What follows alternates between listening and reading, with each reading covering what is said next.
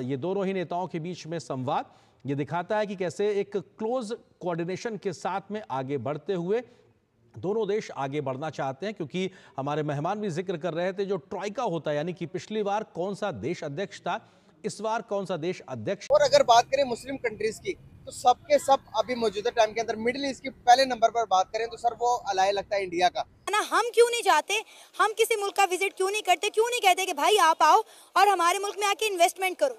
आपको पता ही नहीं है, हम बहुत जाते हैं, हम अमेरिका जाते हैं, बार बार जाते हैं, हम यूके जाते हैं, हम जो यूरोपियन कंट्रीज है वहाँ बहुत ज़्यादा जाते हैं। आपको नहीं इल्म इस बात का, लेकिन इशू ये है हम वहाँ मांगने जाते हैं। दोनों मुल्कों की बायलैटरल ट्रेड जो है वो कोई इतनी ज़्यादा नहीं है, 15 अरब डॉलर के करीब है, लेकिन ओवरऑल जो इंडियन कंपनीज हैं, टाटा हो, महिंद्रा हो, वो सारी की सारी ब्राज़ील में काम कर रही हैं।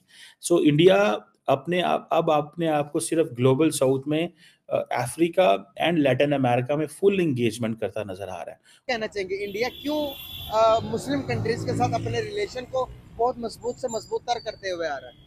पाकिस्तान को कमजोर करने के लिए। अच्छा। और हम कह के जाते हैं, बताते हैं जाके कि मांगने आए हैं, तो इसलिए वो मैं आपके घर अगर आऊँगा ना बोरी एक चावलों की या गंदम की लेके कि मैं आपको ये गिफ्ट करने आया हूँ, तो आप मेरा बड़ा अच्छा वेलकम करेंगे। मैं आपको कहूँ मैं कम कीमत पे बेचने आया हूँ, तब भी आप मेरा वेलकम करेंगे। लेकिन मैं आपको कहूँगा मैं तो गंदम लेने आया हूँ, वो भी पैसे नहीं मैंने देने, तो आपको भी एक दफ़ा दो दफ़ा आप मुझे वेलकम करेंगे, तीसरी दफ़ा कहेंगे क्या ये पीछे पड़ गया बंदा। इससे अलावा दूसरे तमाम कंट्री से अगर किसी लीडर को, हेड ऑफ स्टेट को मिले हैं तो Indian prime minister Narendra Modi बन चुके हैं।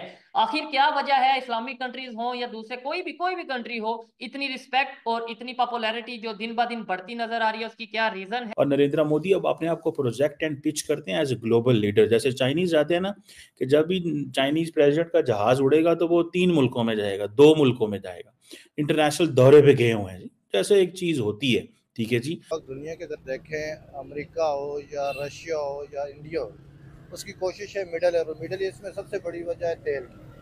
तो जब हम इसलिए उन मुल्कों में नहीं जाते, हमारे पास है ही नहीं उन्हें कुछ बेचने या देने के लिए। आईटी इंडस्ट्री पाकिस्तान की आप इंटरनेट के हालात देख लें, वीपीएन लग गए हैं, बहुत सी वेबसाइट्स वैसे यहाँ पे बंद है, तो हम क्या बेचें किसी को। बल्कि जो बड़े बड़े इदारे हैं, बड़ी बड़ी वेबसाइट हैं जहाँ पे ऑनलाइन काम करते थे, उन्होंने वार्न किया पूरी दुनिया में अपने कस्टमर्स को कि पाकिस्तान से ना अपना काम करवाइएगा, वहाँ तो किसी भी वक्त इंटरनेट बंद हो जाता है, प्रोजेक्ट ज़ाया हो जाएंगे। इंडियन प्राइम मिनिस्टर अब उनका 3rd टर्म है और वो अपने आप को एज ए ग्लोबल लीडर समझते हैं। अगर वो ग्लोबल लीडर समझेंगे, एक्ट करेंगे, that the only way they can make their way ना जी, वो इसीलिए अपना रास्ता बना सकते हैं। सो ये चीज मुझे जो है ना वो नजर आती है कि इंडिया दुनिया की सबसे बड़ी या दूसरे नंबर पे बड़ी आबादी है, इस वजह से इतना प्रोटोकॉल दिया जाता है कि बिजनेस कहीं ना कहीं कनेक्ट हो सके, या फिर कोई और रीजन? दोनों मुल्कों की बायलैटरल ट्रेड जो है वो कोई इतनी ज़्यादा नहीं है, 15 अरब डॉलर के करीब है, लेकिन ओवरऑल जो इंडियन कंपनीज हैं, टाटा हो, महिंद्रा हो, वो सारी की सारी ब्राज़ील में काम कर रही हैं। सो इंडिया अपने आप को सिर्फ ग्लोबल साउथ में अफ्रीका एंड लैटिन अमेरिका में फुल इंगेजमेंट करता नजर आ रहा है।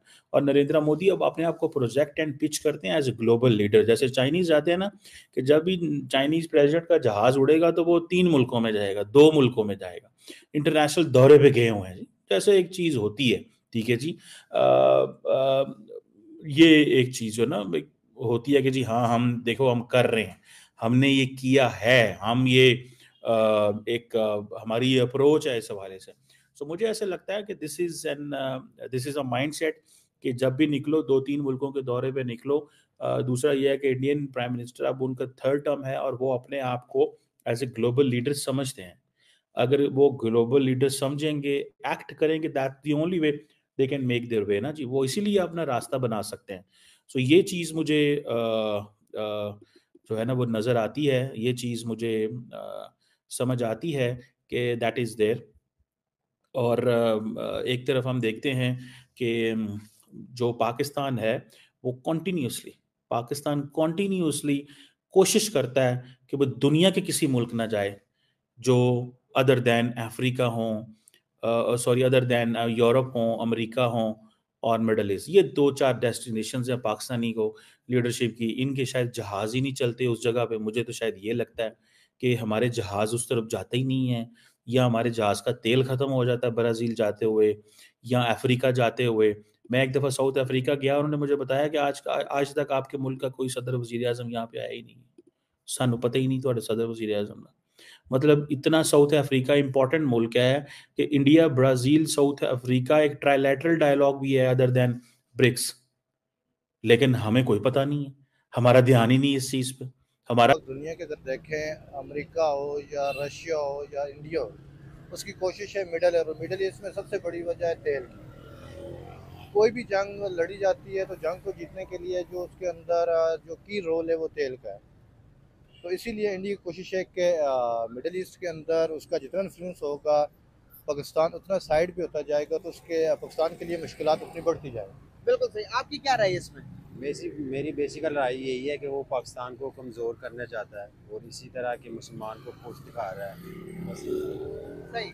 सर आप नहीं समझते कि जहाँ पर जिसका इक्का ज्यादा होता, अब फॉर एग्जांपल कि आपने कहा कि वो पाकिस्तान को कमजोर करना चाहता, पाकिस्तान की इकोनॉमी भी इतनी इंडिया की जितनी मजबूत हो, तो आपको नहीं लगता कि हर कोई कंट्री हमारे साथ जिस तरह इंडिया के साथ रिलेशन रखना चाहे, यूएई के प्रेसिडेंट या फिर मिडिल ईस्ट सारा बुलाता है उनको कि भाई आओ इधर इन्वेस्टमेंट करो, आओ हम आपके मुल्क में इन्वेस्टमेंट करें। अभी सऊदी अरेबिया की बात है, $100 बिलियन के एक प्रोजेक्ट बनाने जा रहे हैं इंडिया के अंदर, और इंडिया ने भी लाखों बिलियन डॉलर्स वहां पर तो लगाए हुए। तो आप नहीं समझते कि ये म्यूचुअल अंडरस्टैंडिंग होती है दो मुल्कों की? ये भी है, म्यूचुअल अंडरस्टैंडिंग बगैर तो कुछ भी नहीं होता। वो कहते हैं कि आज कोई भी कहीं पे इन्वेस्ट करता है तो पहले वो देखता है मेरा प्रॉफिट वहाँ पर कितना है। सही बात है। प्रॉफिट के बगैर तो कुछ नहीं है।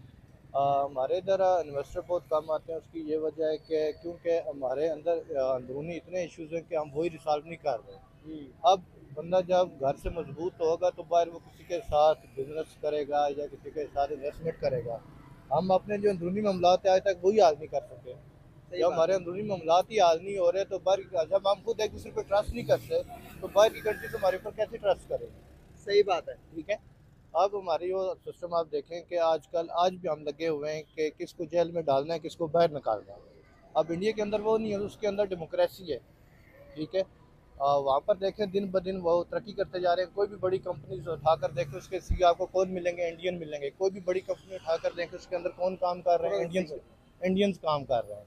बड़ी की रोल जो पोस्ट है किसी भी कंपनी के अंदर कौन है? इंडियन है।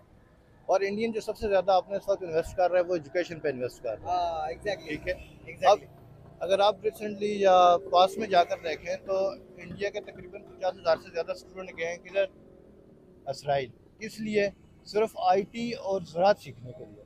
अब जो बंदे वहाँ से प्रोफेशनली सीख कर आएंगे, जब दोबारा इंडिया आएंगे, जब वो चीज़ें इम्प्लीमेंट करेंगे तो डेफिनेटली मुल्क को फ़ायदा होगा। एग्जैक्टली। तो ये चीज़ें हमारा सबसे बड़ा जो इस वक्त मसला सबसे बड़ा ये है कि हमें समझ ही नहीं आ रहा है हमने जाना किधर है, करना क्या है। सही बात है। ठीक है। हमारा एक ही चीज़ है, हम क्या करते हैं, ये पार्टी ख़राब है, ये पार्टी ख़राब है, ये पार्टी ख़राब है। ठीक है। अपने हम वो कहते हैं ना, अपने गरीबान के अंदर देखते हैं कि यार मैं क्या हूँ।